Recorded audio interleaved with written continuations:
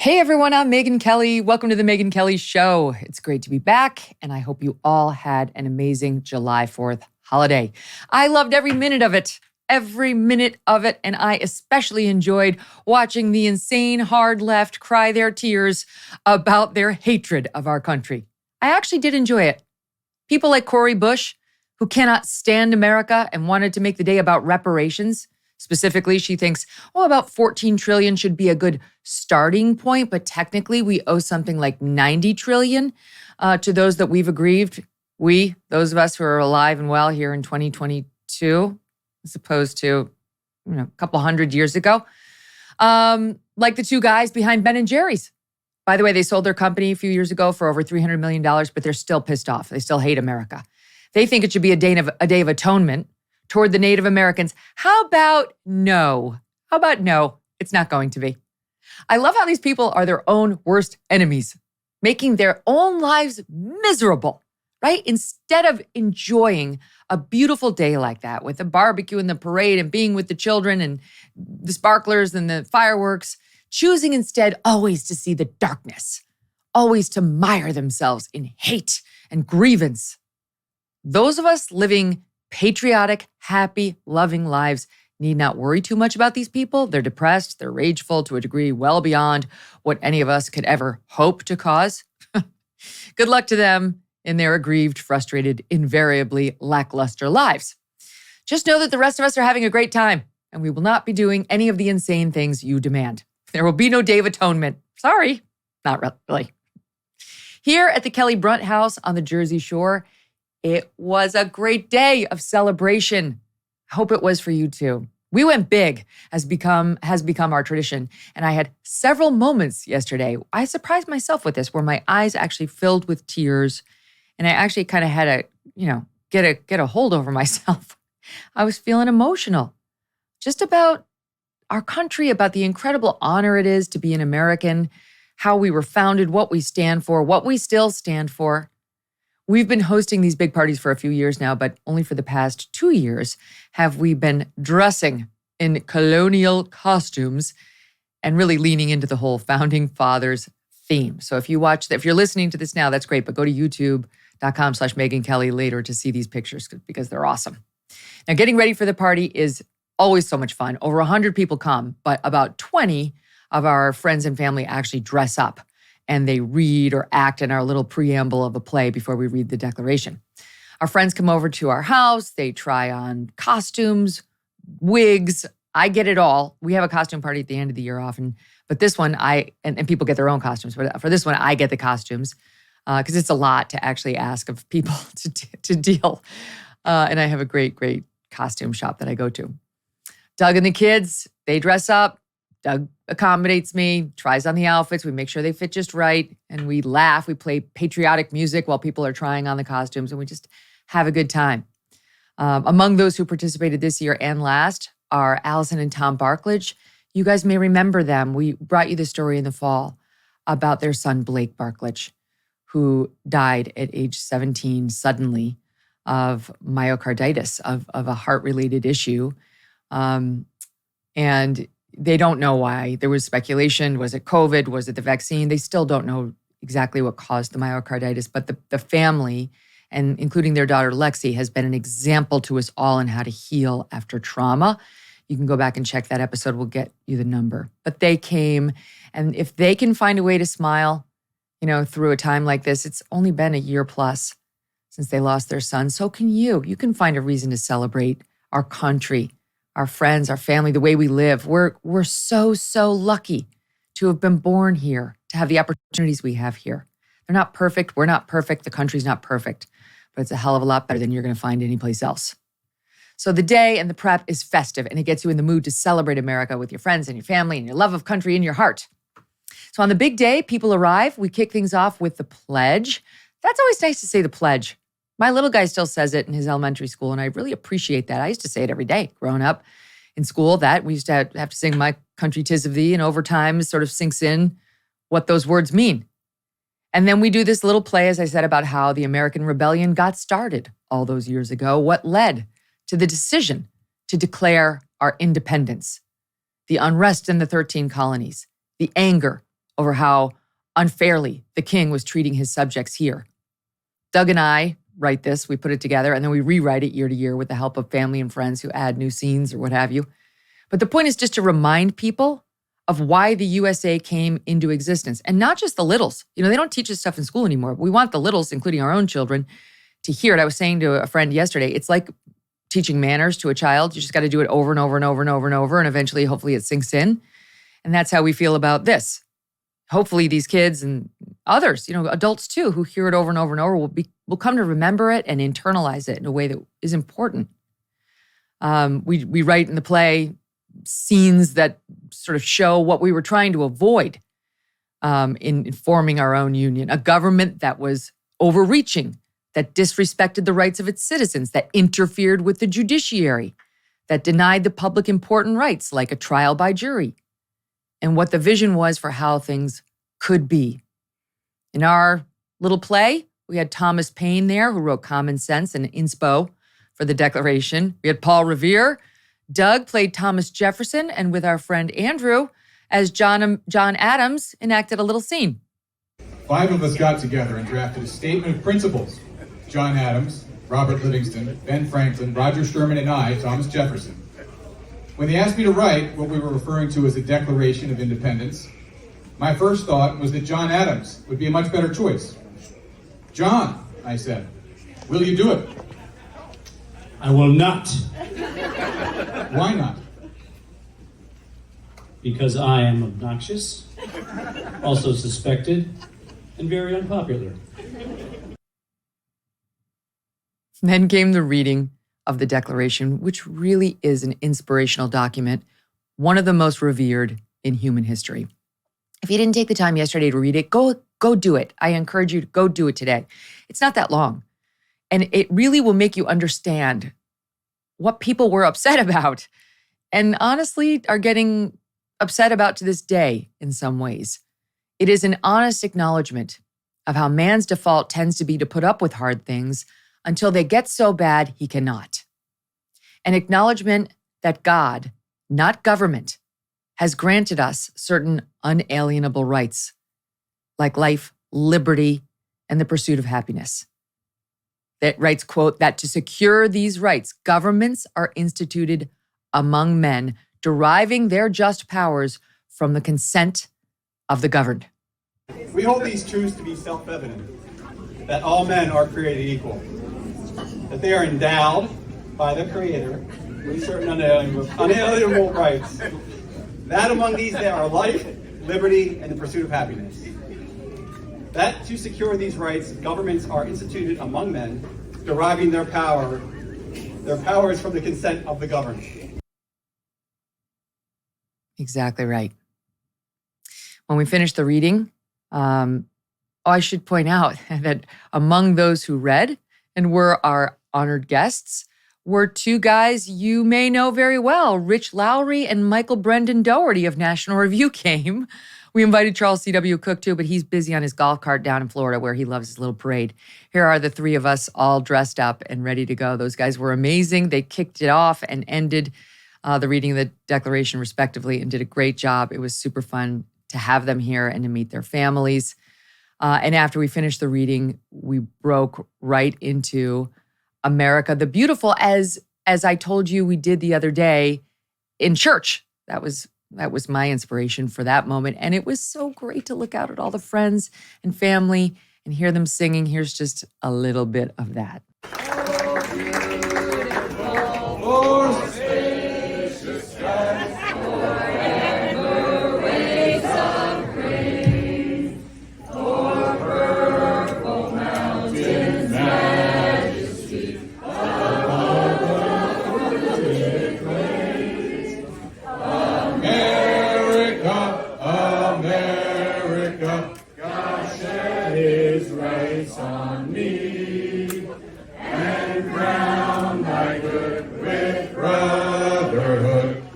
Sea to shining sea. So you don't have to be a good singer or be perfect on the words. You just have to have your heart in the right place, and ours were. I want to tell you what happened next in a side story that I hope you will appreciate. I told the audience, the guests, our friends, our family, that we had a surprise plan and to go out to the front. And people didn't know what to expect. And what happened next was something that I've been working on with Abby for 6 months. So 6 months ago, I said to Abby, Abs, I want a marching band at the 4th of July party.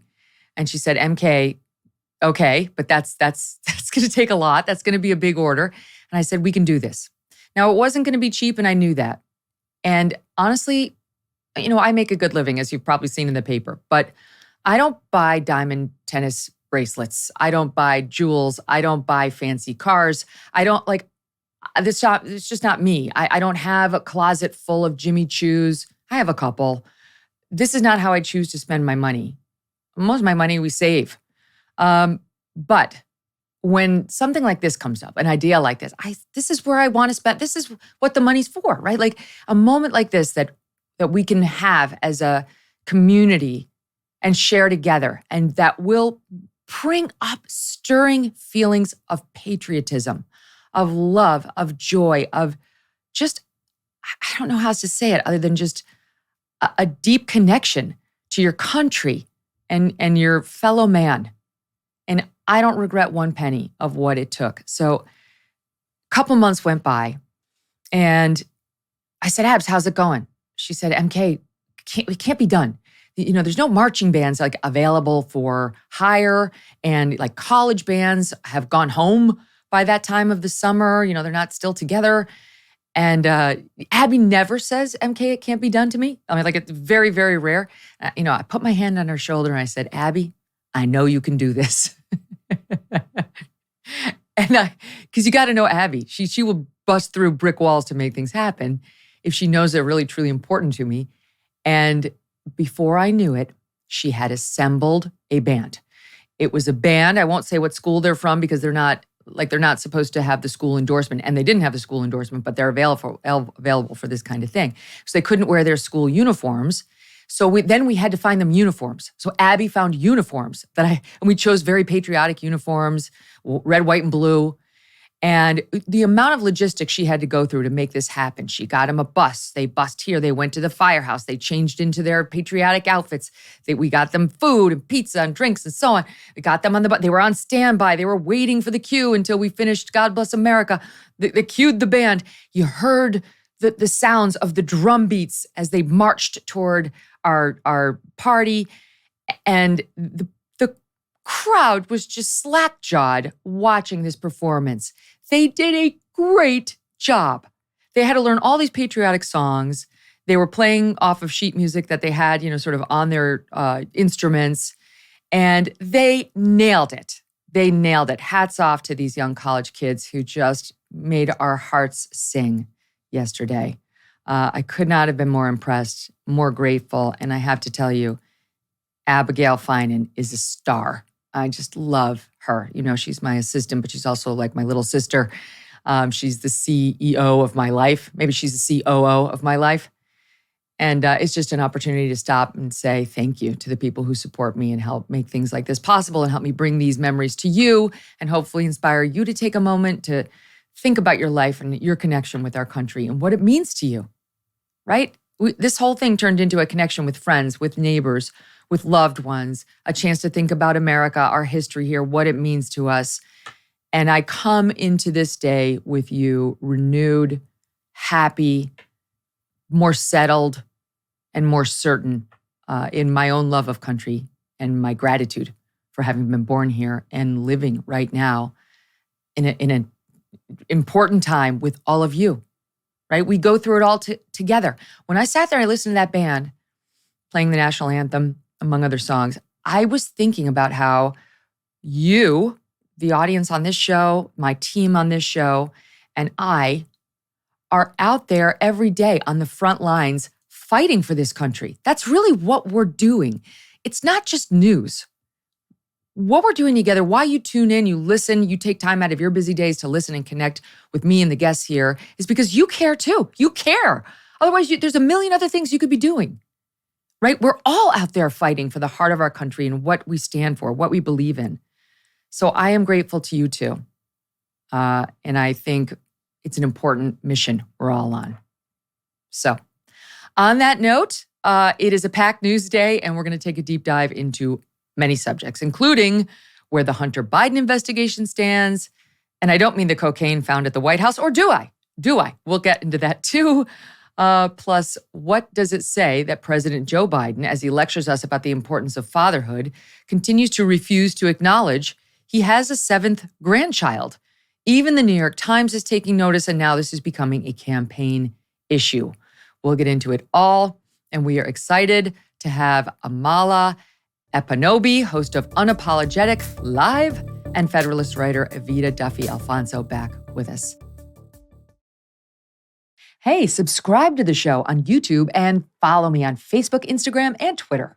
Pop quiz for you. How many sailors throughout history died from scurvy caused by vitamin C deficiency during the time of Columbus? That's a tough one.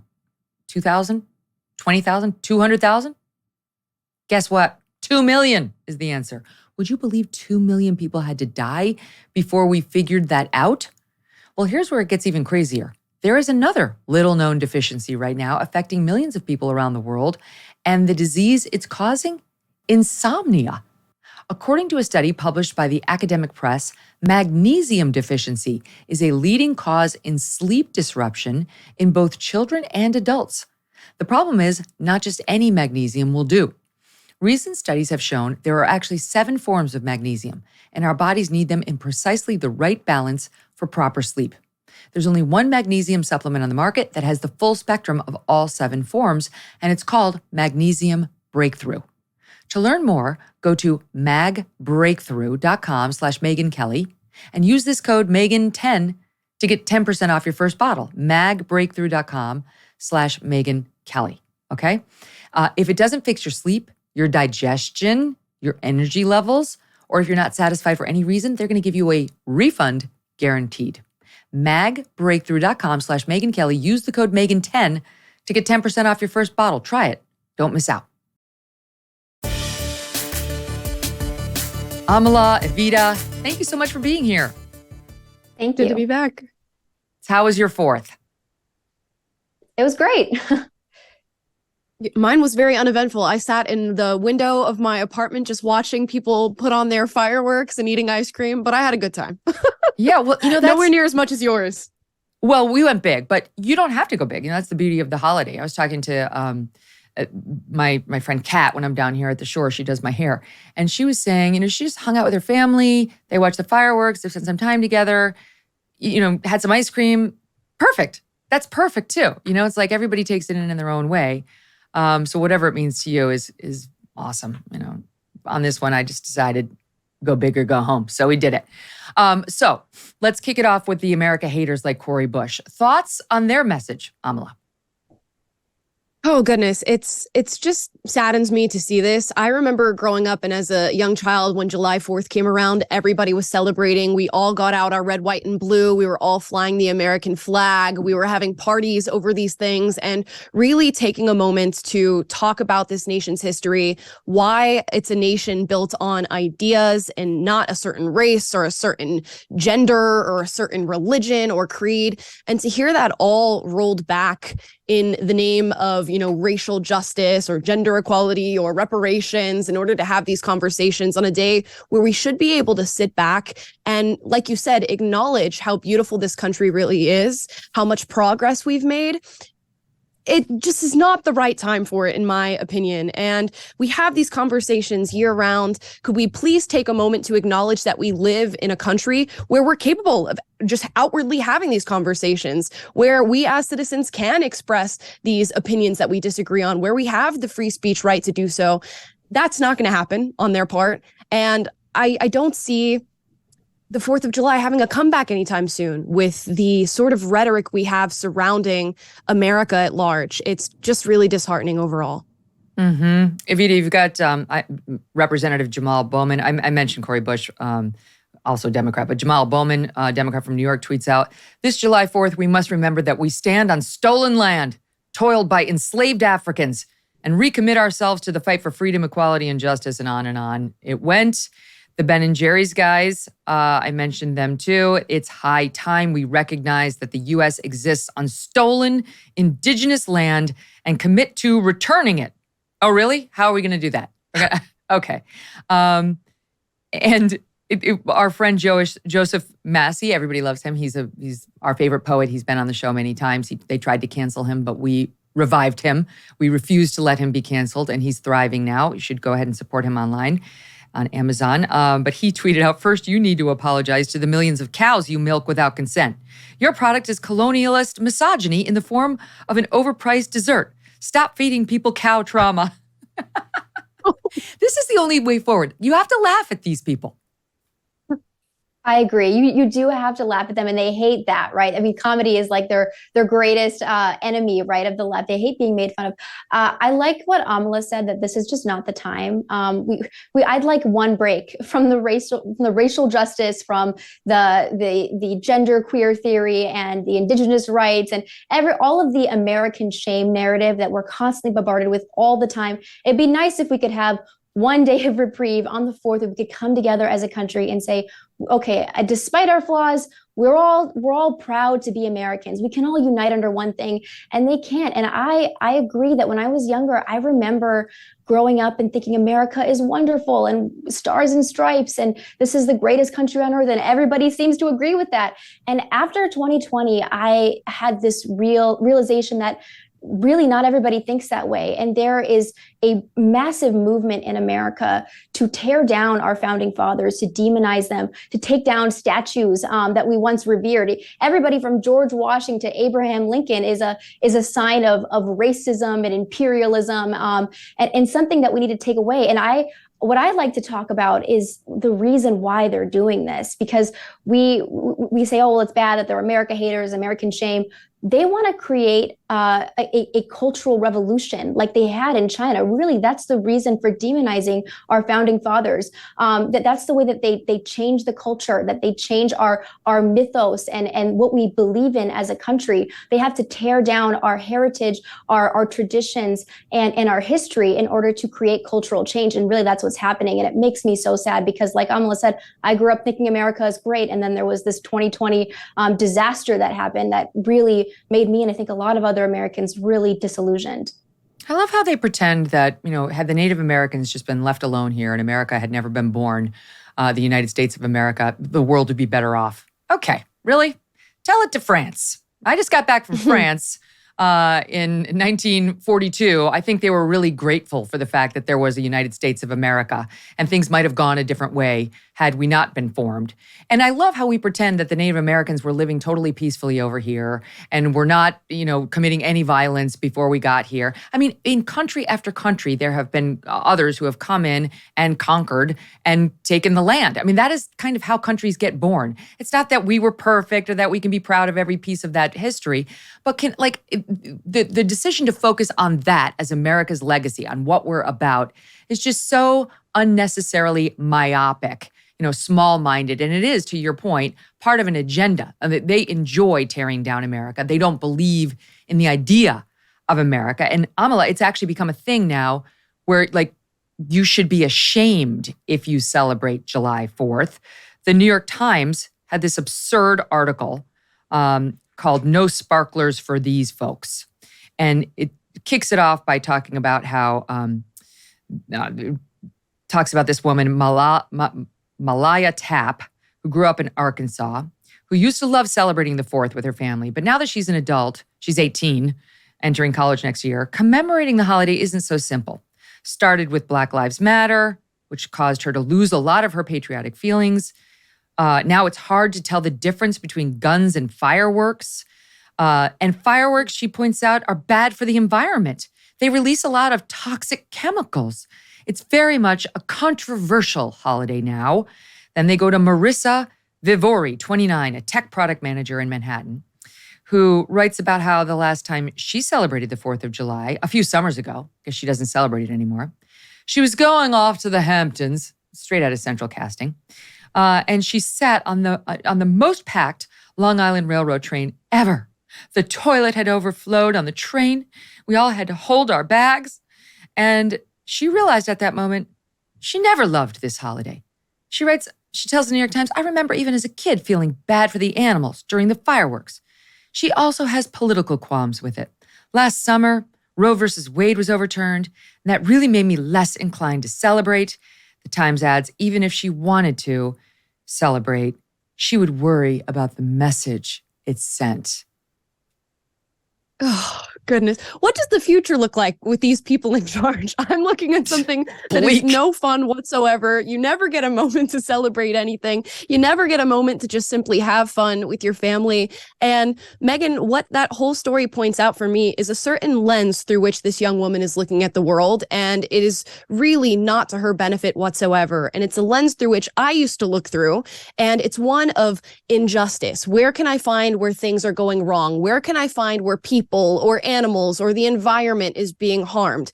And if you're constantly looking at the world through that lens, you will find injustice and racism and white supremacy and patriarchy everywhere you look, because that is the result that you want out of life. That is the way that you are looking at the world. And it sucks because it seems like she got robbed of something, probably partially through her education. She recognizes a time where she used to love the 4th of July, where she used to have a reverence for this country. And at some point through, I guess, talking about this nation's transgressions, she decided that that's no longer the way she felt about that holiday.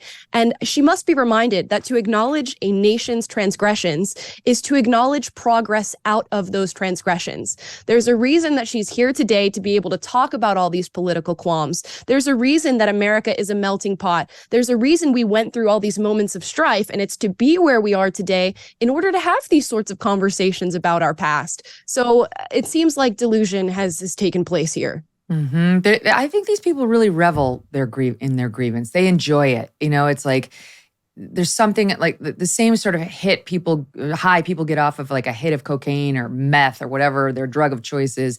That's the same thing these grievance mongers get from leaning into their perceived status as victims. And that brings me to this Washington Mystics guard, Natasha Cloud. She's 31 years old, Evita. She received a scholarship to play at the University of Maryland. Then she transferred to play for St. Joseph's University and was drafted into the WNBA. She's a lesbian. She's married to a professional softball player. And instead of being grateful for all of these opportunities that she's gotten in this country, she decided to tweet out, "Our country is trash. It's trash in so many ways. And instead of using our resources to make it better, we continue to oppress marginalized groups that we've targeted since the beginning of times. Black, brown communities, and LGBTQ+. We are too powerful to still be attacking these issues separately." I'm cleaning up her language here a little bit, that it's not written properly. "There is power in numbers. Imagine weaponizing religion. That's America. We're a hateful disappointment. That's the truth." This person, who I guess dropped out of the WNBA during the George Floyd protests. She said, "I'm not going to participate in the upcoming season. I want to instead focus my energy on helping BLM. I'm making this sacrifice, for what I believe in." And then guess what happened? Converse stepped in, promising to cover the entirety of her salary, her entire salary. Oh, the sacrifice she made to focus on her goals. She only put her career on hold for one season, and then she signed a multi-year contract with the Washington Mystics again, where I'm sure she's getting paid well. And her response to all of this opportunity and help from companies like Converse to support her in her ability to say how she feels, even if it's extremely negative about the country, is, "F you, America. You're trash. I hate you." This is okay. No one hates on America more than Americans. It's been ridiculous. I think there was a song by Toby Keith that came out in 2021 where it's called "Happy Birthday America," where he says, "No one's burning the American flag in the streets more than your children, more than Americans." I think that is such a sad testament to where we are emotionally as a country, patriotic. That's been in the tank, but also just the privilege that you brought up is so interesting, because this is a woman who's had every opportunity given to her in the world. And even as she's, taking this supposedly sacrificial step to help BLM, now she has her full salary paid for by Converse. I also think about Brittany Griner, who, Yes. knelt down for the national anthem. And then she gets jailed in Russia, and the Americans pull through and get her out, and there wasn't much gratitude there or an apology for the way that she dissed on the United States and our country and our values and who we are after they got her out of jail. Let's think about Michelle Obama is someone else who is a very privileged woman of color who's been very successful in America as a first lady, and is saying that she's struggled with all this racism in her life and all these problems. Meanwhile, there are a lot of white people in Appalachia who are much less privileged than Michelle Obama or Barack Obama, who went to an Ivy League school. So there is a lot of disconnect, I think, in America, a lot of privilege from people who claim to be victims, and it is killing our country. It's rotting you from the inside. It's a terrible mentality to have, to always feel like you're a victim. You're never going to feel satisfied in your life, feel successful, feel at peace when you're constantly playing this victim Olympics game.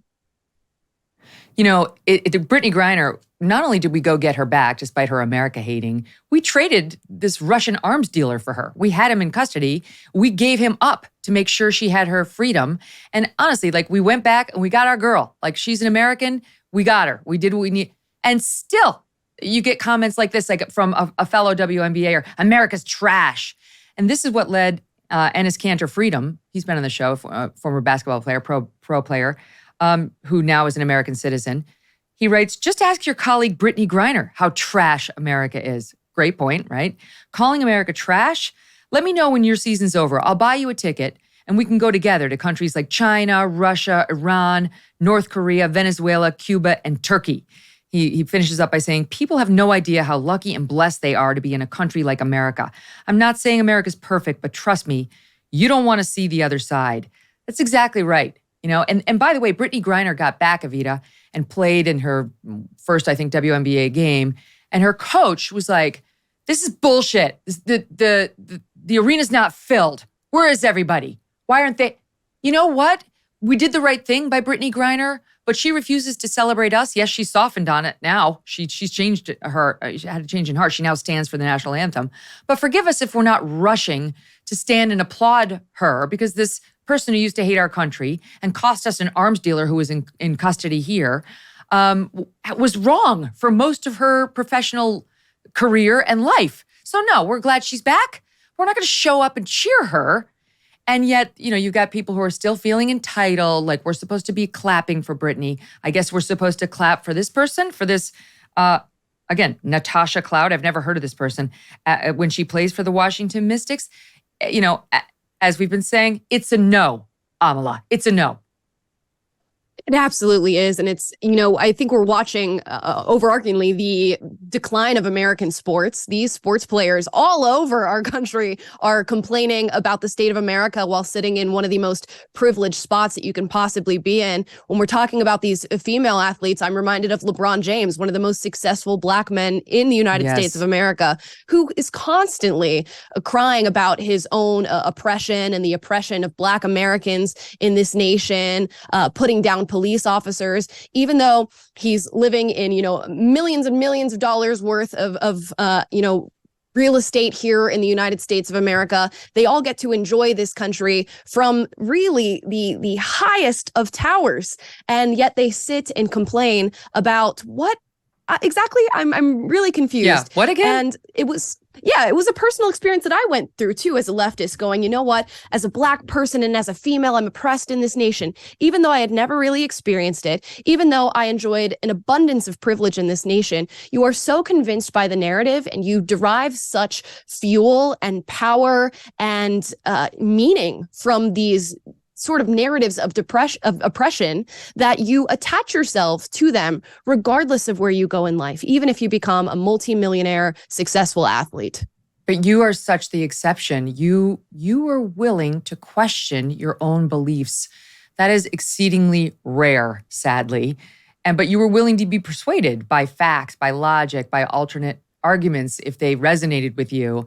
You know, that's just not true of somebody like LeBron James. I guess he and Michelle Obama, as you put, and Meghan Markle and Oprah, I guess they're going to get some of Cori Bush's $14 trillion in reparations. Sure. Right. Okay. We'll just see about that. All right, stand by, ladies. We'll be right back after this quick break. Look, you did the tough thing during COVID. You paid your people and pulled your business through the pandemic. And now doing the tough thing could qualify you for up to $26,000 per employee at covidtaxrelief.org. Government funds are available to reward companies with 2 or more employees who stayed open during COVID.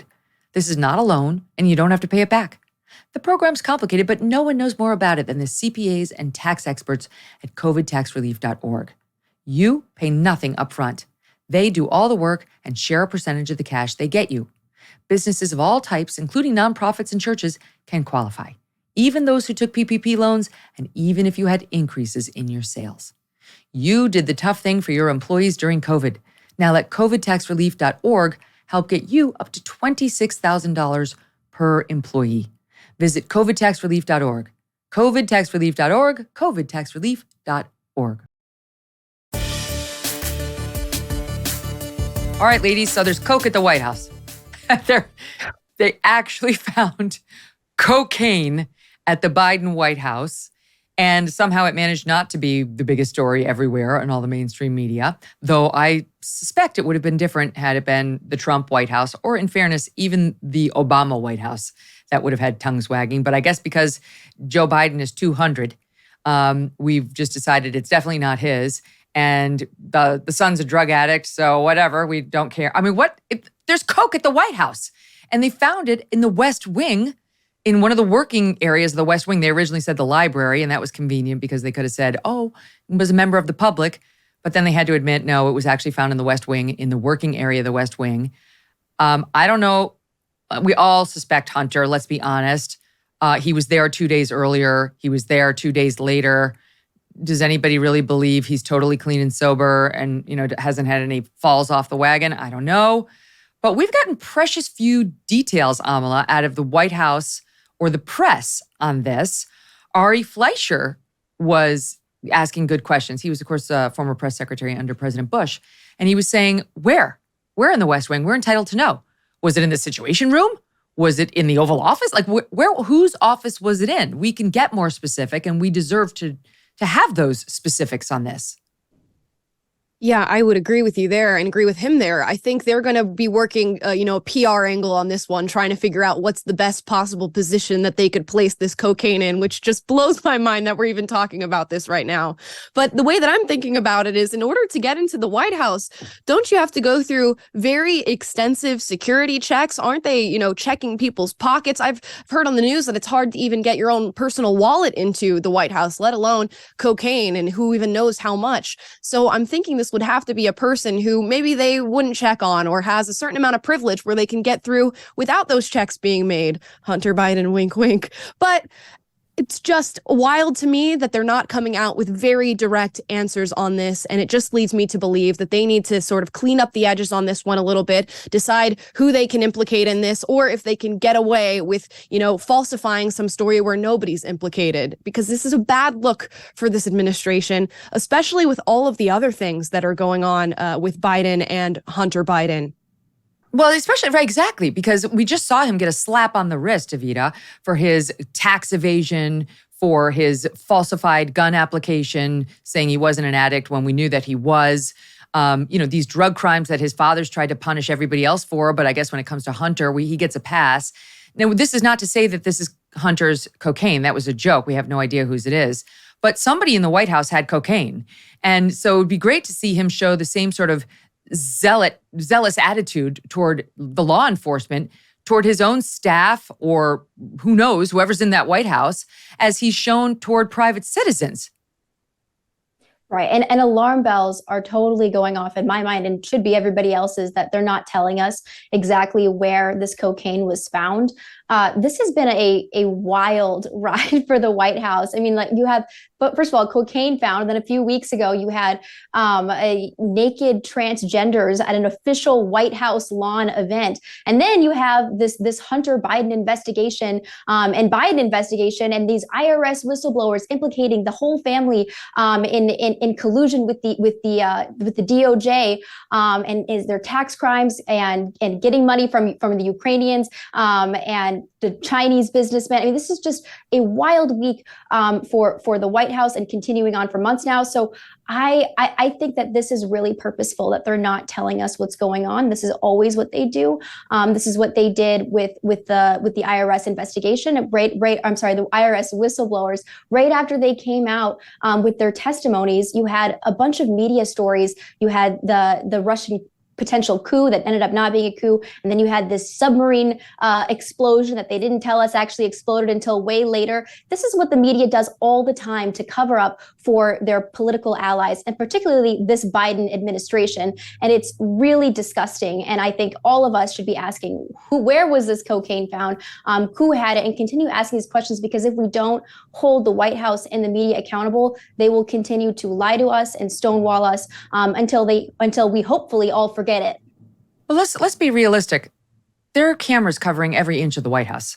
I mean, there's no way that there's any public area that is accessible by staff, never mind visitors, that they don't have on camera. So this should not be too hard to solve. And we deserve an answer. We deserve to know, who was it? Was it some high-level policy person who's on drugs inside the White House? Was it a member of the first family? Was it some low-level staffer? And how on earth did they get coke into the people's house? I want answers to all these things. This, I should point out, just hit from CBS, saying reports that the illicit drug was allegedly found in a common area storage facility cubby where White House staff and guests regularly store their cell phones. Additionally, a source familiar with the ongoing investigation, so that single source, unnamed, said that the substance was found in a small dime-sized bag. That's according to NBC News. Now listen, you really want us to believe that some guest who was forced to store his phone in a cubby took out his dime bag of coke and shoved it in there right next to his phone? Like, oh, I got to take everything out of my pockets and store. Bullshit! That's not true. That's not how this happened. So hopefully we're going to get actual answers here, Amala. But it's back to the old, the press needs to get aggressive on this and actually get us answers, because truly there is a possibility that somebody who's important is actually taking drugs inside of our White House while they work on U.S. policy, and we are entitled to know. Oh, I mean, 100%. We're entitled to know much of the goings-ons within the White House, and it's just unfortunate that I feel we're probably not going to get to the bottom of this. They're very good with, covering their asses and making sure we don't find out what we truly need to know here. And we all know, I mean, let's be honest, there's probably a lot of debauchery that happens within these political circles amongst these officials and these administrators. So I'm not at all surprised to have heard that there is cocaine. I'm just surprised really about the location of the cocaine. I imagine if we did a full-scale investigation, we'd find a lot more illicit drugs than just that. Well, apparently the Secret Service saw it. Like, they were walking through and they saw it. Like, holy, and then they had a test and it was coke. I mean, I thought I threw a rager on the 4th of July. I had no idea what Joe Biden's doing at the White House. Like, they're next level over there. As far as I know, none of my guests was on drugs. We got high the old-fashioned way with music and good company.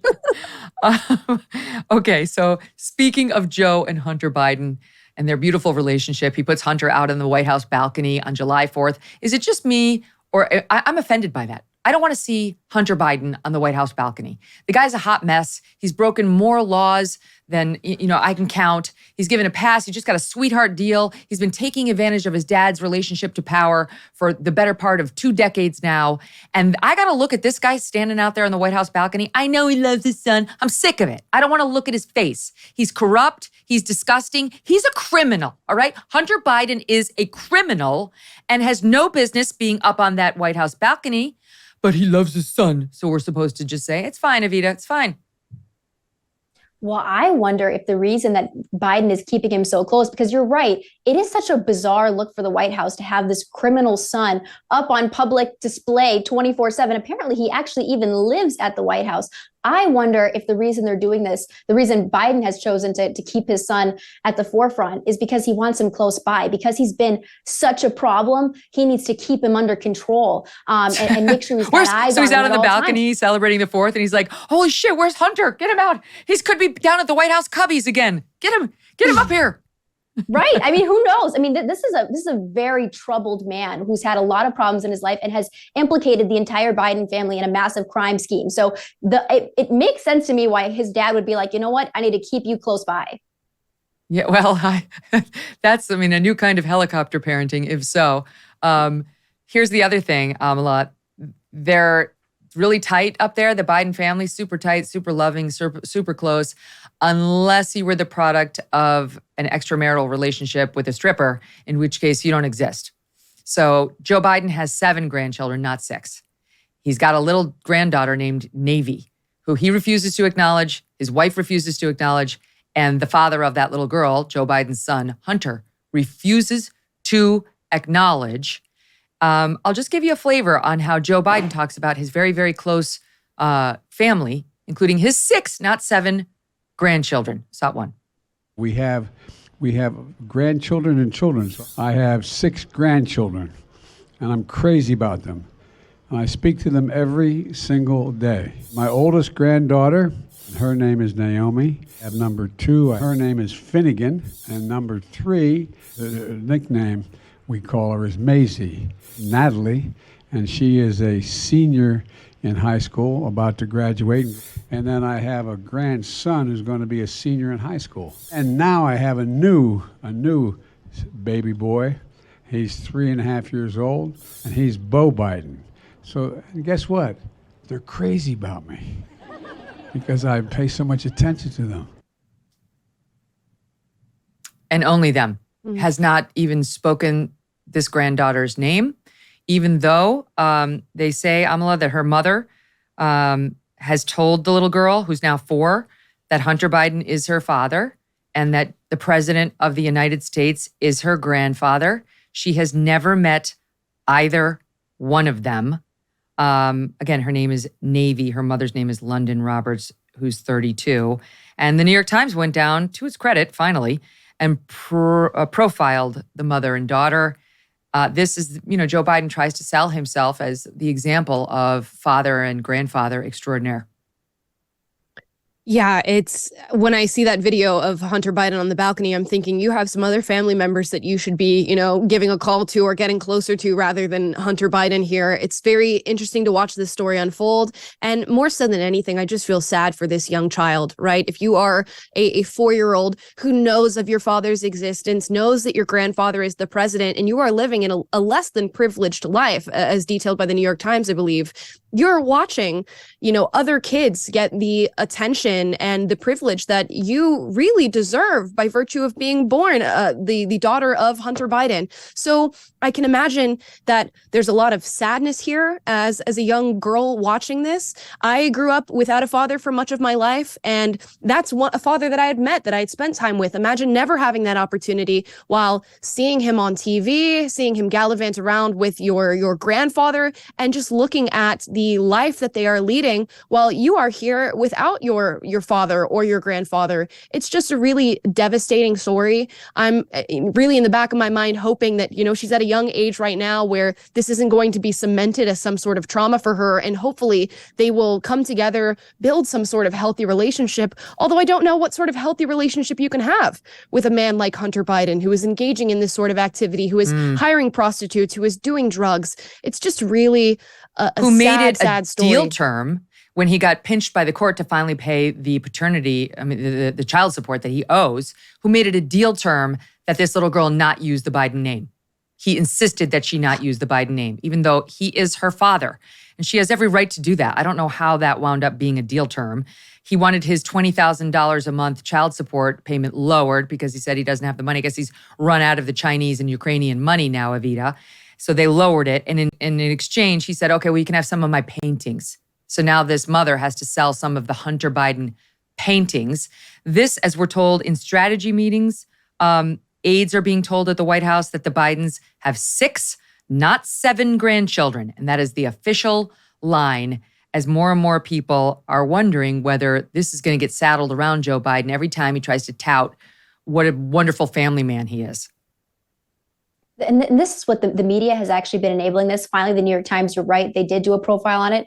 People magazine did a story just a while ago that said, meet Biden's 6 grandchildren. He has 7 grandchildren. And one of them is Navy Roberts, and she's been denied her family name. They're so embarrassed of this adorable little girl that they won't even let her use the Biden family name. I think that's such a sad situation and a horrible testament to the kind of people the Bidens are. In 2023, this year, for Father's Day, Joe Biden issued the following proclamation. I read it in part. Fathers are critical to raising the next generation and to teaching their daughters and sons about values that matter most. They demonstrate responsible fatherhood and foster healthy perspectives on things like masculinity.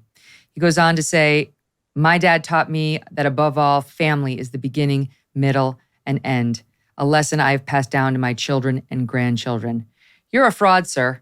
You're a fraud until you admit that you have a 7th grandchild and you teach those very lessons you speak of to your son, Hunter, who's not living any of them with respect to this little girl who deserves better. Amala, Evita, stay with us. Quick break. We'll be right back.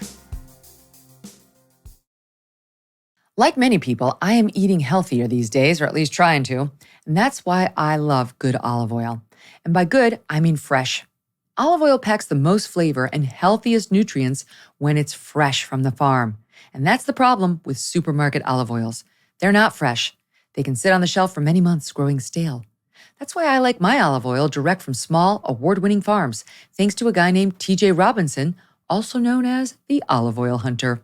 When I first tasted TJ's farm fresh oils, I fell in love with their vibrant, grassy flavors. They're delicious on salad, veggies, pasta, meat, fish, you name it. And as an introduction to his fresh pressed olive oil club, TJ's willing to send you a full-size $39 bottle of one of the world's finest artisanal olive oils for just $1 to help him cover shipping. Best of all, there's never a commitment to buy anything, and you can cancel your membership at any time. Get your free $39 bottle for just $1 shipping and taste the difference freshness makes. Go to harvestfreshnow.com. That's harvestfreshnow.com for a free bottle and pay just $1 in shipping. harvestfreshnow.com. So let's talk a little 2024 politics because something interesting happened over the weekend, and I wonder what you make of this. The top spokesperson for Ron DeSantis's PAC, Never Back Down, his name is Steve Cortez. He used to work on the Trump campaign back in 2016 and then again in 2020, but he's gone Team DeSantis, comes out breaking pretty much one of the cardinal rules of politics, which is don't be honest about how much your candidate is down. Like, just keep saying optimistic, hopeful, powerful things and do not lean into anything that is negative or that could lead the public to perceive you as not doing well or not likely to win, right? People like to back a winner and then it sort of snowballs into like a self-fulfilling prophecy. So he hosted a Twitter Spaces event on Sunday evening and offered a pretty glum assessment of DeSantis's current situation. We've got a little bit of that queued up. Let's see. I think it's SOT 3.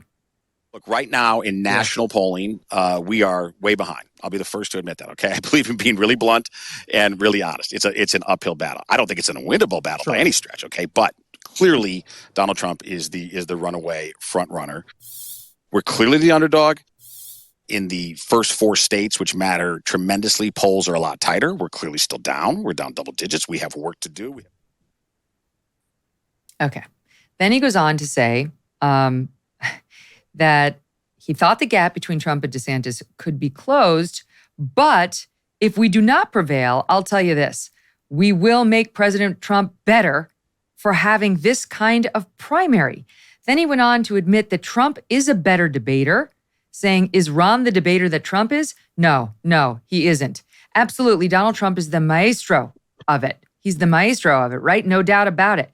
When he gets on the debate stage, on his feet in front of a microphone, he debates like Jack Nicklaus plays golf. There's no doubt about it. My God, Steve, step away from the microphone. This is not helpful to Team DeSantis. All I could think, Amala, is this is like when your boyfriend or your spouse starts speaking a little too lovingly and wistfully about a prior girlfriend, and you're like, and it needs to end. Okay, enough lovely talk about the ex. You're with me now, sir, Steve. Just stop it. Yeah. So what do you make of it? They're having a framing problem here, definitely. Somebody needs to coach them on the way that they frame these situations and how you have this conversation without having this conversation. It's no wonder that a lot of people are looking at, Trump versus DeSantis and referring to DeSantis as, junior, because he's acting like a junior. His employees are acting like juniors. So that's not really going to work out for him. And it seems like he's been having quite an issue on the campaign trail. I don't know if you saw a recent ad that he put out sort of talking about how Trump was buddy-buddy with the LGBTQ plus community. His war room retweeted it. Oh, yeah. So, it wasn't the greatest ad and certainly didn't frame him in the best light for, some of the major conversations and controversial issues that people are going to be talking about during this election here. Again, I think that junior title is reasonable when you're hearing things like this. Evita, what do you make of it? Because I appreciate the guy saying, like, I'll give it to you straight, but that's a conversation when you're in his position you have behind closed doors. You do not put that on a Twitter Spaces. You do not do anything that makes your candidate look like anything other than the inevitable winner.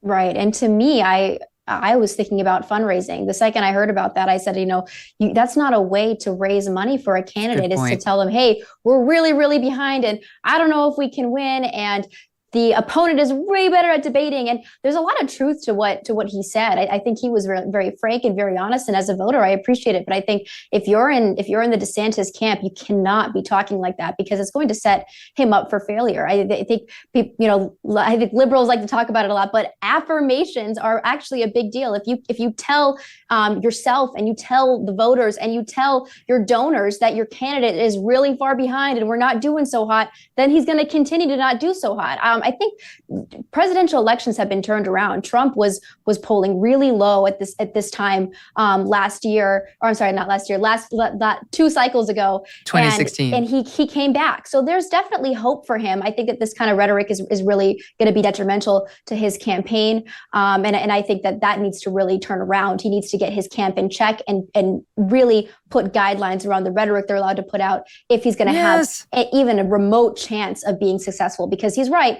Trump is a very formidable candidate. This is going to be a really difficult race, and that kind of rhetoric cannot stand anymore. Well, like picture 2 runners in a race along the track, and one is way ahead of the second person behind them, and you're the coach for the second person.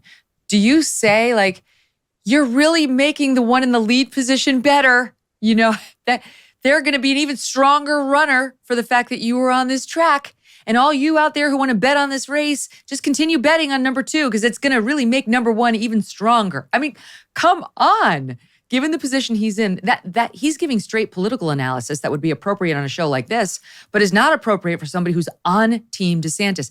And it plays into the already existing fear that is held by a lot of DeSantis supporters that there's just no getting around the 800-pound gorilla. It's not like 2016 when the front runner was Jeb Bush, Jeb with the exclamation point, who was never 30 points ahead, never mind 40, which you've seen in some of these polls, of the second person, or even Donald Trump, who, for some polls was the 5th person in line, Amala.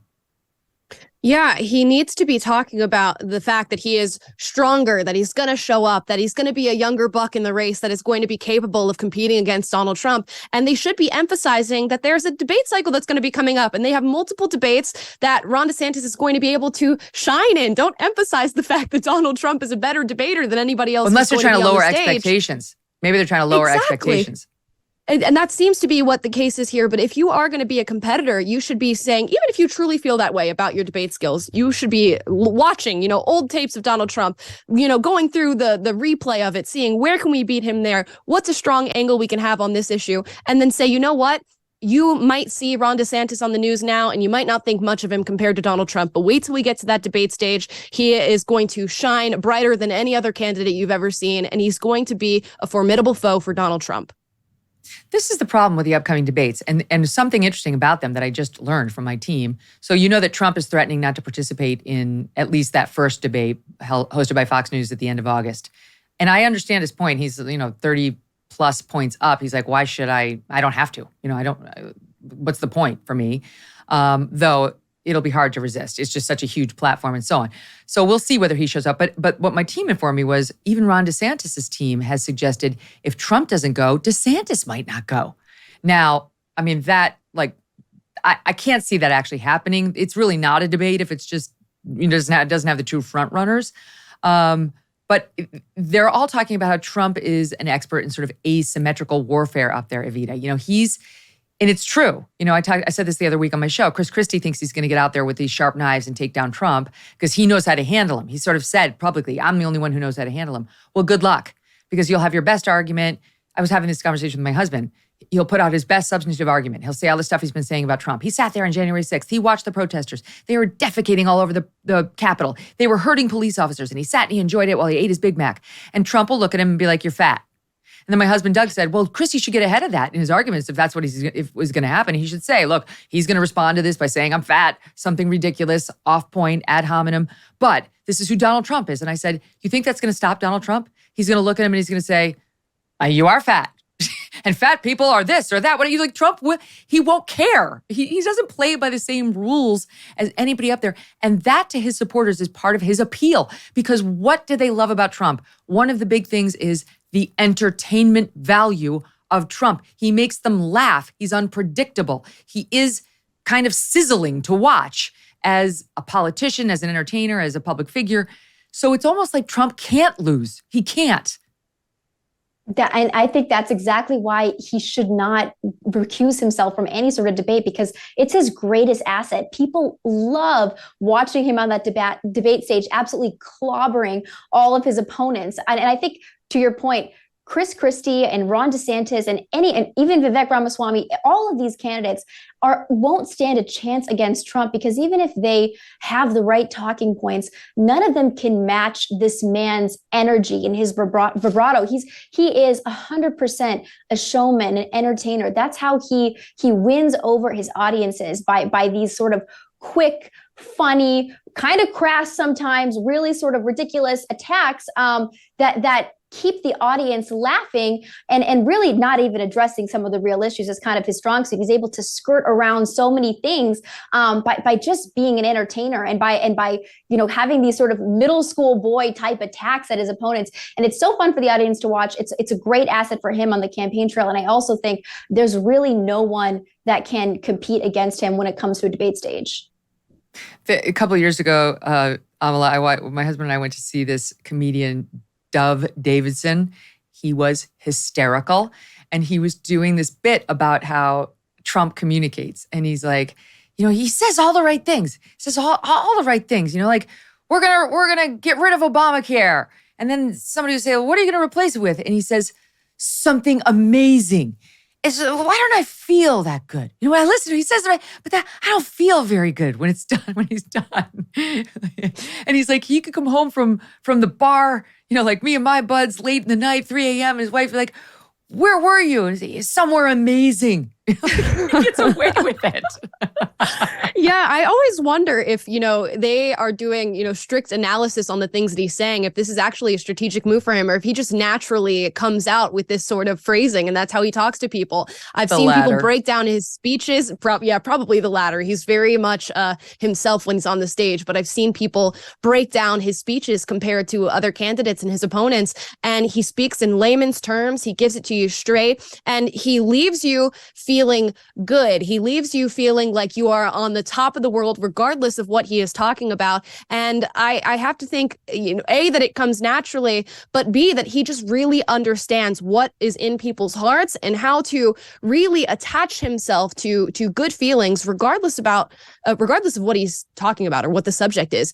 If there's a problem, he's acknowledging the problem, he's pointing in somebody else's direction, and he's going to be the big man who's around to fix it.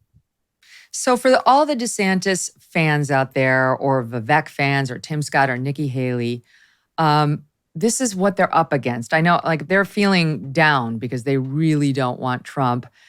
They don't like Trump, or they don't think Trump can win. I've heard that from a lot of people who have voted for Trump but are just convinced he can't win. This is what they're up against. Trump goes to South Carolina just the other day. Pickens, South Carolina, very, very red county, the reddest county in South Carolina. But let's not forget, Nikki Haley was governor of South Carolina. Tim Scott is senator from South Carolina. So this should technically be their country, their territory. Trump goes, and it was like a Taylor Swift concert. Forgive me. to Donald Trump. But this town only has 3,400 people. More than 50,000 showed up per the local police chief. It was absolutely insane. Look at this. Look at these crowds who turned out to hear him speak. This on top of the fact that the latest polls show the same enthusiasm. If this were just anecdotal, that'd be one thing, but it's not. The polls are reflecting this enthusiasm. 2024 GOP primary polling among likely voters. That's what we care about. Don't forget. Don't pay attention to registered. Likely voters. The latest by Echelon Insights. Echelon has an A/B rating from 538 for what it's worth. They show Trump 33 points up over DeSantis. Trump's at 49. DeSantis is at 16. Flashback, ladies, to just this past January. Right? That's 7 months ago. Trump was at 36. DeSantis was at 34. There was a 2-point difference between the two of them. Then in February, it went up to a 15-point difference in Trump's favor. By March, that was up to 23 points, Donald Trump. This is when he got indicted in New York. And now here we are, May, June, and into July, and Trump is up 33 points. The more they indict him, the higher his numbers go. But it was, Amala, it's not that long ago where it was a 2-point race. DeSantis was flying high a couple months post those November midterms in which he crushed down in Florida. Donald Trump was blamed for the GOP not doing as well as it should have in the House, never mind the Senate. And things have completely turned. Why? I think in large part because of those indictments, as I said. And also we've gotten a closer look at DeSantis, and people have found him lackluster in some corners. Yeah, there's just nobody who is stacking up to Donald Trump here. And I find it really hard to believe that there is much optimism. Now what that man said in that Twitter space is making quite a bit of sense after seeing all of these people showing up.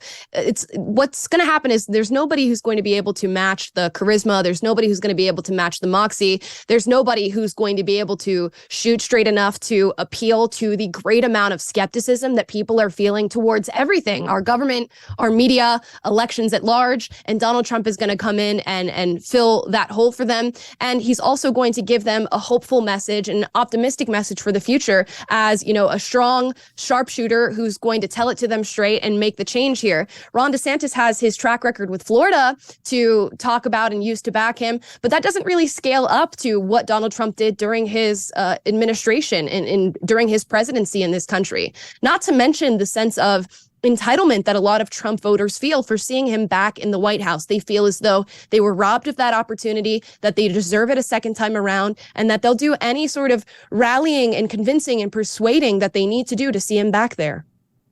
Evita, the spokesperson, Steve Cortez of the DeSantis PAC, came out and said, and you heard it in that soundbite, yes, he's far and away the front runner. However, in the first 4 primary states, which matter tremendously, polls are a lot tighter. Now, that's true. They're tighter than the national average. And, there's been a poll here or a poll there that show it a little closer. But we pulled the average of polls in Iowa, South Carolina, New Hampshire, and Nevada. And here's what they show. In Iowa, the average of all polls shows Trump up 32 points over DeSantis. In Iowa. In New Hampshire, Trump's up 28 points. In South Carolina, Trump's up 23 points. This is over DeSantis. In Nevada, Trump's up 30 points. My note next to these 4 averages reads, my God. I don't do political advice. That's not I don't know how to get people elected or to stop them from getting elected. But there has to be a sheer panic with these numbers. The Team DeSantis has blanketed Iowa. There isn't a door he hasn't knocked on through one of his supporters or constituents who are there on his behalf. They flooded it with money, the super PAC and others, and the Iowa average has Trump up 32 points higher than in any other state. Those numbers are so detrimental to the DeSantis team, and they're trying to do damage control, but it's not going to work because, like you said, this indictment has enraged the right. This base of Republican voters have suddenly said, you know what?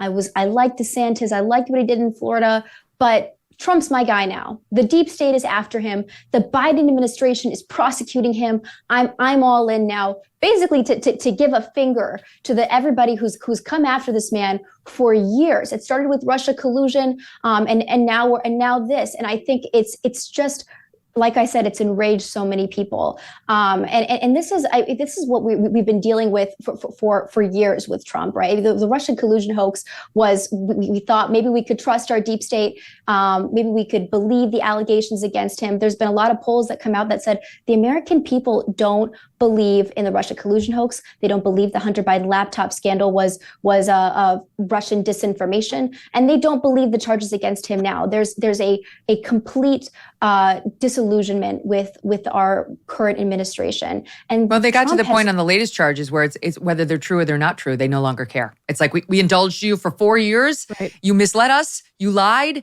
You engaged in a political conspiracy, telling us it was just a just investigation, and we're done now. We're done. Right, absolutely. And I also think that Trump has really transformed the Republican base. I've come from a rural town in Wisconsin, sort of similar to the place that you talked about, this little town in South Carolina.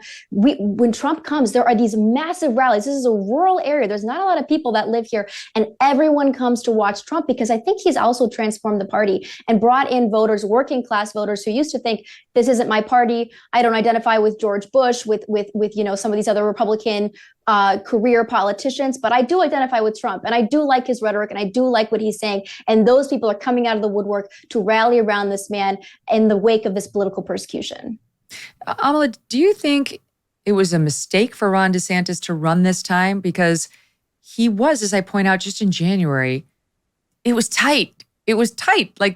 There seemed, and there still very well may be, a clear lane for him. I mean, I don't know what these other indictments that could possibly come down against Trump might do. I don't think any of these trials will necessarily happen before the 2024 election. It's an interesting situation because the two of them that have been brought so far, the case in New York is exceedingly weak, but it's in front of a jury that's likely to convict him. And the case in, from Jack Smith at the federal level, which will be tried in Florida, in Miami, is rather strong legally, but it's going to be tried in front of a jury that may like Trump, right? So it's like, it's hard to predict how it's going to go down. But do you think it was a mistake for Ron DeSantis to run this time? Because before it was sort of clear he was going to run, which predates the announcement, he was a darling of the Republican Party, absolute darling. And now, of course, as in any presidential race, he's getting dinged up a bit. Yeah, I mean, if we're looking toward indictments and how they pan out as a marker of whether or not Ron DeSantis is going to be on the other end of this, then it's probably a sign that he should have maybe waited this one out. I think there was probably nobody on the Republican ticket that would be able to match up to the energy that Trump has, and for all the different reasons that we're talking about now. And, he's young, but he doesn't even really have the youthful energy to match up to what Donald Trump is bringing to the stage. So it might have been within his best interest to maybe create a better relationship with Donald Trump himself, wait out this next election cycle, and then see what he could do after that. As I said before, he's got a great track record for Florida. A lot of people are very proud of what he's done, and Republicans love what he has done in Florida, but they do not love stacking him up against Donald Trump.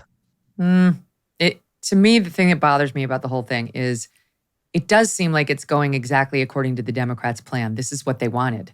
They believe Trump cannot win this time. I know they believe that in 2016 too, but they just think he's got too much baggage. He cannot get the addition he needs in those critical swing states in order to get a different result from what happened in 2020. Even though that one was very, very tight, but they just don't think that he can do it. There's not enough gettable votes for Trump, and therefore Trump must be the GOP nominee. And if the indictments help make that happen, great. If they don't, maybe we'll get him in jail, which is also a nice fallback for us. That's how they're thinking. And it makes me a little suspicious that it's going according to plan, and then I see folks like my friends over the Daily Wire, who are definitely much more team DeSantis, getting incredibly frustrated. These are honest people who are true conservatives who just think there is no way Trump can win. We're playing into the left's hands. And the playbook is going perfectly if you are Alexandria Ocasio-Cortez, Evita. Well, as a political commentator, I go on, people ask me Trump or DeSantis, and all the time I just say I trust the voters. And there could be Democrats that are saying, you know, we're trying to make Trump win so that then win the primaries, then he can go against Biden and inevitably lose. There are, you know, others who are saying the opposite. I think that we should trust the Republican base to elect the primary candidate that they really like, and then they'll actually be motivated to go to the polls and vote in the general. I don't like when I like the Daily Wire. I like what they do. I don't like when they try to tell us what kind of candidate the base should vote for. I think that people are going to decide that for themselves. They're going to weigh their options. They don't need a bunch of talking heads telling them what to do. I think, first of all, it doesn't work, and I think it's bad optics. I think they're going to vote for who they want to vote for, irrespective of what Ben Shapiro says, irrespective of what Paul Ryan says, irrespective of what anybody says. They're going to vote for who they want to vote for, and in the end, that's going to be the best candidate to beat Joe Biden. Big gulf between the actual positions of those two men you just mentioned. They may both be in DeSantis' camp, but they're not the same at all on policy and approach to politics. But to your point, there's a woman named Katie Ambrose. She's in her 50s at that South Carolina rally that we showed you the pictures of. She drove 4 hours to attend the Trump rally. It's her 5th since 2019. And she said explicitly, if Trump is not the candidate, I won't even go vote. That there are a lot of people, I've been saying this from the beginning, they're not Republicans, they're Trumplicans. And he's the only one who could get them out to vote. And the Republican Party's got to deal with that too. And if it goes that way and they nominate Donald Trump and he does fail in the general election, then so be it. You know, if that's what the Republican primary voters say they want, then that's what they're going to get. You know, it's like, whatever, that this ball was put into motion back in 2015, and it may just have to snowball to either, you know, the crash and burn of the Republican Party or Trump's return to the White House triumphantly, and maybe another 3 Supreme Court justices like the ones he gave us, which wouldn't be so bad. He was out on the campaign trail this week saying, I want them all. You know, I like 7. Maybe I could put 7 on the Supreme Court. He's like, most presidents maybe get 1. I got 3. Anyway, I want to talk about what's been happening to Moms for Liberty, a group I love. I've spoken to them early on in their tenure as an organization down in Florida, and they've only grown and gotten more popular given the state of our country and how just nasty people are towards parents who are trying to speak up against what's happening in the schools. So Moms for Liberty does not listen to the hateful people attacking them. They continue to organize parents to run moms and others for school board positions so they have a real seat at the table in changing policies that are hurting kids, whether it's the transgender nonsense, sexuality, America, cop bashing, like they're the COVID mania, you name it. It's a great group. So they had their 2nd annual convention. They call themselves Joyful Warriors who do not co-parent with the government. Now they have 285 chapters in 45 states. They self-report a membership of approximately 120,000. And they had their big convention in Philadelphia.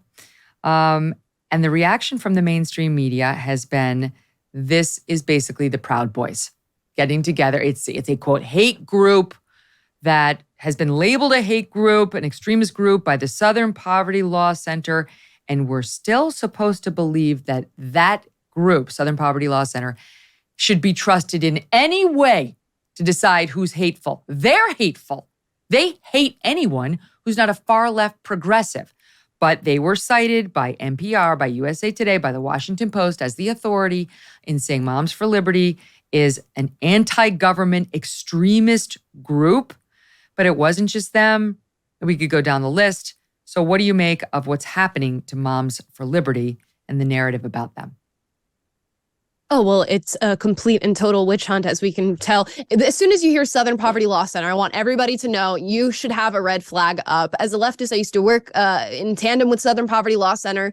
They put up these huge maps of all the hateful extremist groups that are all across America. And now you have to wonder with this story, how many of those markers on the map are actually groups like Moms for Liberty, who are going out as mothers, as daughters, as sisters, and who are advocating for young children, for them to get a better education, for them to be protected, for their innocence to be protected in this country. This is a relatively docile group of women who are coming together to just have this conversation, to place themselves in positions of power, to make change for their children's lives, and they're being labeled as extremists. it is really reminding me of all the parents who were heading to school boards to talk about the pornography that was in their students' classes, to talk about the issues of gender theory and gender confusion, being labeled as, extremist and domestic terrorists by the DOJ in that letter that they put out.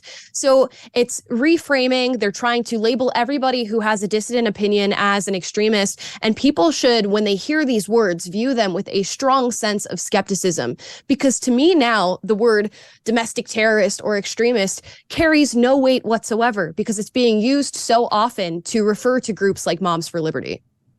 Amala, just to follow up, because you're with Prager, Salon, which is a far left publication online, they get specific on why they object to Moms for Liberty. They point out that they invited, quote, anti-LGBTQ pundits Dennis Prager and James Lindsay. They're mad that they invited Prager.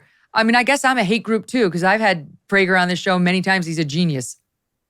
Oh my gosh. And there's no need to even put out the disclaimers, but I'll do it anyways. Dennis Prager has multiple gay friends. He's the godfather to a child of gay parents. So I don't know how anybody could look at Dennis Prager and label him as somebody who is anti-LGBTQ. But that's what's happening now. If you disagree with one use of their agenda or one use of their opinion or some of the extreme policies that they're trying to push forward, specifically in reference to kids, you are blanketed as an LGBTQ plus extremist who's, anti-trans, anti-lesbian, anti-gay.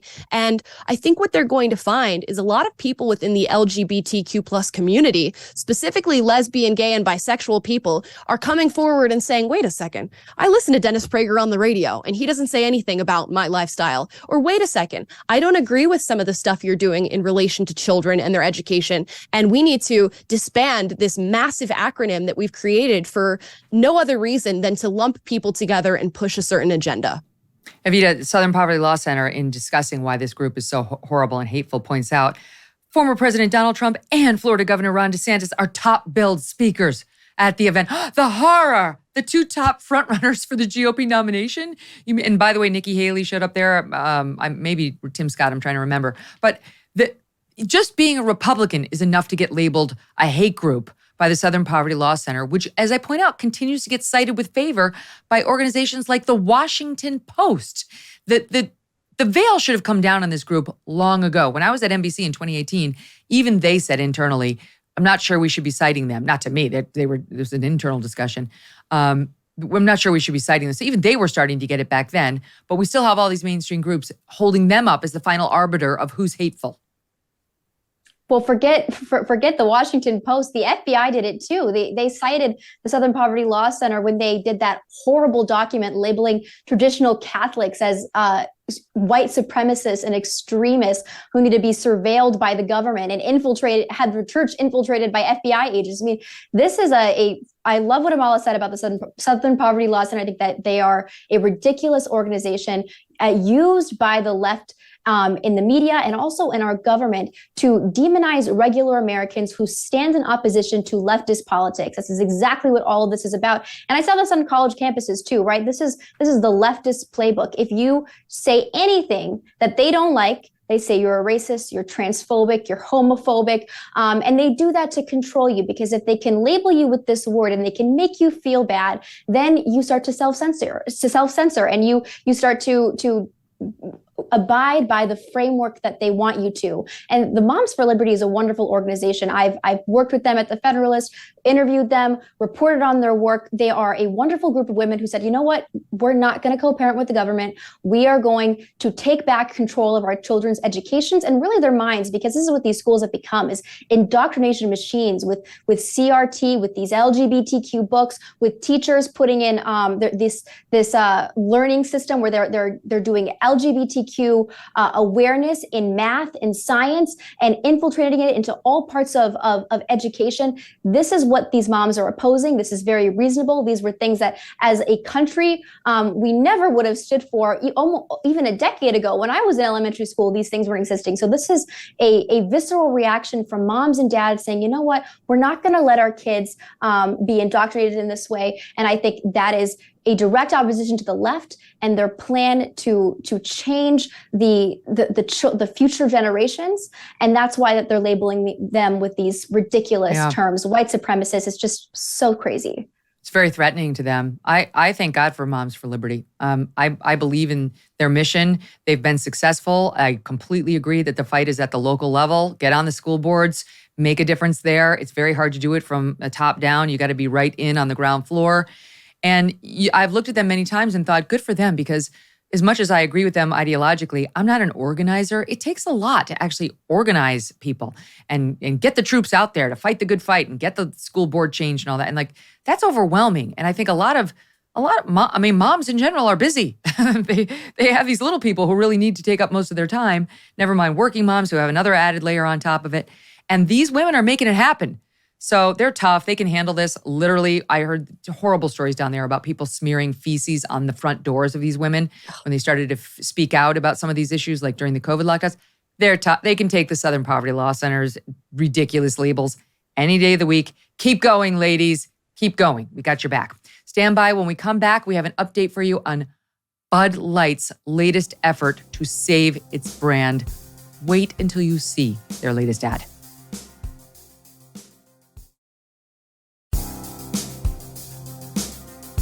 So Bud Light continues to scramble. They're such a hot mess. They don't know what to do. My God, the numbers are just dreadful. Now the sales are down nearly 30%, down almost 50% from its sales a year ago. OMG. They've lost half of their business in 1 year, thanks to their partnership with Dylan Mulvaney, about which they have apparently been lying from the start. Because while their CEO wanted us to believe it was one can to one person, one can, and then they released through underlings, through the press anonymously, oh, it's just some small no-name staffer who sent that beer can, not authorized. We now know that's not true. They fired the head of marketing. They hired the woman who works directly under him, who was behind the campaign. And now we've had Dylan Mulvaney come out explicitly and say it was a paid partnership. So, okay, it was more than they admitted. Now, we saw right after the controversy, they released the horses ad. Back to the horses and the two sort of country-looking guys standing on the front porch, America. Yeah, we get it. Don't worry. We don't think you're fratty. We love you. Didn't work. Not without an apology and an acknowledgement of how they had misstepped. And here is the latest effort to capture the soul of American beer drinkers. Watch this ad.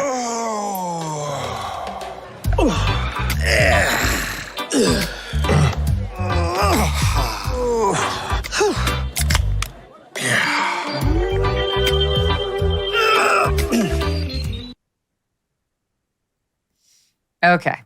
It's large men grunting as they sit down, and it ends with the slogan, Bud Light, easy to drink, easy to enjoy. I guess it's hard to sit when you're a fat American man. That's how, back to the, we love fratty, okay? Well, I don't know what it's trying to telegraph, but I think we do love fatty, fratty American men, and we're there for you because our beer is super easy to drink.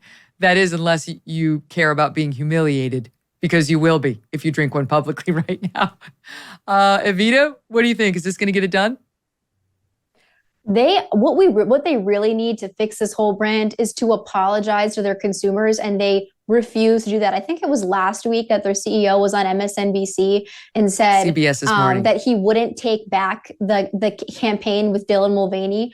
This is such terrible marketing for their case. So they're right. They fired the marketer, but they haven't apologize to the consumers, and they're not going to do it because they'll get punished by the ESG. So the Human Rights Campaign has something called the Corporate Equality Index, which ranks how pro or anti-LGBTQ you are. And part of why I think that they did this partnership with Dylan Mulvaney was to boost their Corporate Equality Index. Well, when they didn't defend Dylan Mulvaney, and Dylan Mulvaney actually came out and said, "You're not defending me enough," their numbers tanked, and they gave a bunch of money to LGBTQ groups. And the point of me saying this is that we really don't have the power of the purse, because the real controllers of Bud Light and a lot of these other companies are the ESGs, are things like the Corporate Equality Index.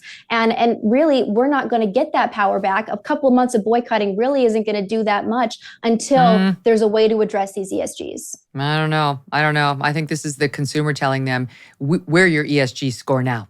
You will listen to us or you will go out of business. I mean, it's getting, Anheuser-Busch is a huge company, but Bud Light it's on its last legs. I mean, it has been seriously targeted. Down 50% is no small deal.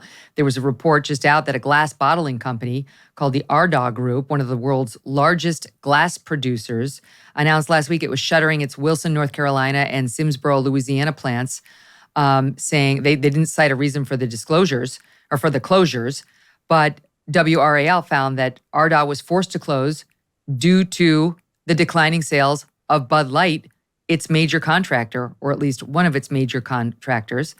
They reported that by May 18th, according to an internal memo obtained by the news station, company executives there at Ardagh said they would shut down the two plants, quote, due to slow sales with Anheuser InBev, the parent company of Budweiser, and Bud Light. Look, I don't know that this is save it, but this man's just floundering as he tries to avoid addressing directly what they did isn't working. He either needs to be fired, the CEO, or he needs to do a full-fledged mea culpa. He should come on this show. He should release a TikTok, however he wants to do it, and let himself get beaten up a bit rhetorically, take the L, and explain that he really does get it. But right now, we have zero reason to believe he's sorry or he understands why we're still mad, Amala. Yeah, this is an interesting mark on this brand that I don't think is going to be to leave anytime soon. They tweeted out a 4th of July tweet saying it's the 4th of July, enjoy some beer, with a Bud Light image. And they got tens of thousands of responses from people who say they will never drink this beer ever again. I do want to point out that, of course, they're stuck between a rock and a hard place, right? If they come out and apologize for having entered this sponsorship agreement with Dylan Mulvaney, then suddenly they are anti-LGBTQ, as Evita said earlier. I'm not sure how that it necessarily affects their ESG score, but it certainly is going to set a woke mob of leftists after them and after their brand. What they forgot was that their main consumer base, however, is not that woke mob of leftists. They're not the ones who are sitting on Saturday night and cracking open a can of Bud Light. And as soon as they lost the mark on who their real consumers are, they lost the whole bag in this marketing campaign. So I'm not sure that even an apology at this point, after all the back and forth they've had, after all the skirting the issue that they've done, is going to bring back this brand. I think this is one that's going to be laid in the ground. You know, take a stand. Say what you actually feel and what you actually stand for. Don't run from the LGBTQ mob. I think the LGBTQ mob, there's certainly the L, G, and B, can understand if you come out and say it was a mistake. That was a very controversial person who many women feel is mocking them in their approach to social media and otherwise. They feel offended by his calling himself a girl and prancing around in little girls' clothing and declaring himself a woman after one day. I hear it. I get it. People are offended by this particular person's approach to the entire trans issue. I really don't think that even the LGBTQ crowd, maybe the T crowd, but the rest of them would condemn Bud Light wholeheartedly for something that acknowledged that. But if they don't have the balls to do it, he's too afraid. And if he really wants to be like those two American ranchers he showed in that initial ad after the controversy broke, then he needs to get a whole lot tougher. Because those guys are out there doing really hard work with their hands every day, dealing with cattle, dealing with horses, dealing with freezing cold conditions, night and day, crack of dawn. And they don't care what people have to say about it. They don't care about social media. They have a mission and they will pursue it. And everybody else can be damned. And this guy's got to understand, if he wants that to remain his customer base, he needs to speak to them honestly.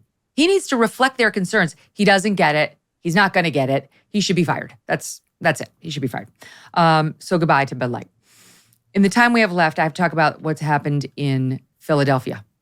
There was yet another shooting over the holiday weekend. I'm trying to get the exact statistics here so I don't say the wrong thing. Hold on. Let me find it. What page is this on? I just had it, but of course I lost it. 5 dead. And the shooter in this particular case is said to have been a cross-dresser. That's as much as we know about this person, that they're a cross-dresser.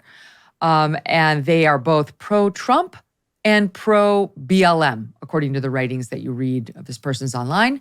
The police are not officially saying his name. Much of the media is not saying his name at all. I don't say the names of mass shooters on my show for very good reasons that I've explained many times. But it's weird that nobody's saying it. And it leads me to wonder whether there's some sort of protection going on in this particular person who is a man with breasts from that picture and dresses like a woman. The police are calling him they in the initial statements. And it does make me wonder, because I first heard about this on NPR's Upfront podcast this morning. And the way they wrote about this particular shooting was about, there was another mass shooting. I think it's 3 dead in Fort Worth. There was this mass shooting in Philadelphia, 5 dead. And this is about gun violence in America. There are too many guns. What are we going to do to stop the guns, the guns, the guns? They did not mention the fact that this person has obviously some gender confusion. And this is one of a series now we've seen of people in the trans community committing mass acts of violence, which I guess we're supposed to ignore the trans ideology and identity as having nothing to do with it. However, I look at pieces like this one from David Strom in Hot Air that says, look, being transgender doesn't necessarily make you violent. But he writes, I also think it's not a coincidence that a number of mass shootings lately have been carried out by transgender identifying people. Alphabet ideology radicalizes people and convinces them that they are hated by and under constant threat from the larger society. Going on, unfortunately, a volatile combination has been created, putting people with obvious mental instability in the middle of a culture war battle, and nothing good can come from this. Now, we don't know what caused this particular person to snap, Evita, but when they're trans, it doesn't get mentioned at all. I mean, it gets buried by the mainstream media. Absolutely. And Amala and I were on air with you when the Tennessee shooter story broke. That was an awful situation. We still haven't seen the manifesto. We have to be talking about the reasons behind these shootings. And the Democrats, they always say guns, guns, guns. And we that's what the entire conversation is always centered around. And there are so many other factors that come into play here. I mean, there is violence normalized and dehumanization normalized in video games and violent movies and TV shows. You also have a massive mental health problem, especially among Gen Z people. This is the most mentally ill generation to date. That has to be taken into consideration. And then you have all of these prescription drugs over prescribing. You have people with gender dysphoria, like the person that you quoted before, an ideology that's telling you that you're hated by the whole world. These are things that we need to be thinking about. The Columbine shooter, one of them was on antidepressant drugs that cause suicidal and homicidal ideation. That we cannot be ignoring these important factors that come into these mass shootings if we're actually serious about stopping them. Mm-hmm. I mean, it's happening over and over, Amala, and I do wonder, when is the left going to say, all right, let's be honest about the fact that it is growing in numbers, and there might be a reason behind that we're going to have to get real clear on. I don't see them doing that, but how many more have to die before we actually take a look at the messaging and the mental instability of obviously a portion of this community? Right. I mean, those are two very good questions. I don't think that they are going to be honest about it because it in no way serves their agenda. If they want to push forward what they're doing right now in children's education with gender confusion and gender theory, if they want to push forward some of the legislation in regard to medical transitioning and blind affirmation gender care, that's not going to work if these stories continue to come out. So as long as they are pushing that agenda and they haven't met their goals there, these stories are going to continue to be hushed. It was really hard in looking into these stories to even find out that this individual was African American responsible for the shooting. And it's all because it does not fit their certain agenda.